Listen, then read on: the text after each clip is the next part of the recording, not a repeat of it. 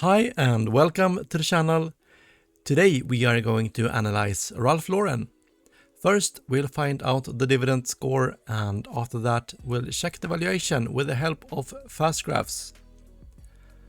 Ralph Lauren has a market cap of $6 billion. The current stock price while recording this video is 102.77, and they operate in the textiles, apparel and luxury goods industry. This graph goes back 10 years and it compares the S&P 500 to Ralph Lauren with dividends reinvested. So you would actually only have $8,000 left if you invested $10,000 in Ralph Lauren 10 years ago. Now some financial data. The sales the past 5 years has been negative, minus 1.3%, definitely an X.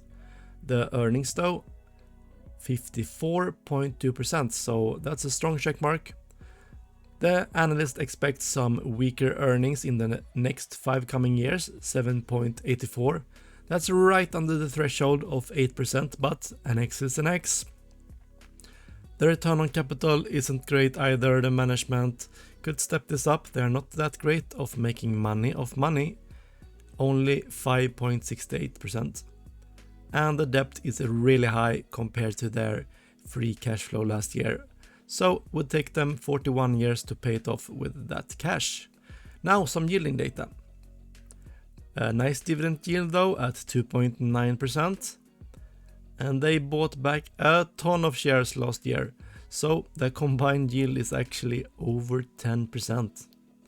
The payout ratio is 38%, and the dividend growth rate for the past 5 years is 7.5%, but they recently cut their dividend, so 0 growth years.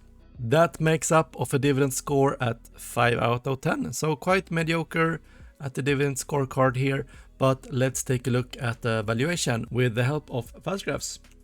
Okay, so we are now in fast graphs, and here the orange line is their earnings per share at PE of 15.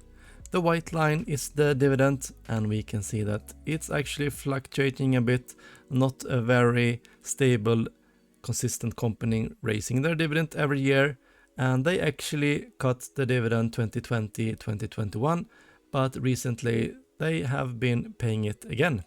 And we can also see that yes, the earnings goes up, but then it goes down again, and then it goes up. And even if there were no disease closing all the shops in airports and etc., you would still have a really roller coaster of earnings.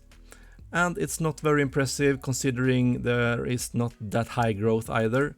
The earnings growth is at 6%, so if you can stand a volatile company, at least one could expect some higher growth, but unfortunately not. But at least it's S&P credit rate at A-, so that's something. Let's check the normal PE of the company, which is 17.82. We can see it to the right here, and let's also plot the current stock price. And oh boy, yeah, this is sure a roller coaster for the stock price also. And if we project out to early 2025, we can actually see an annual rate of return of 33% if the analysts are right.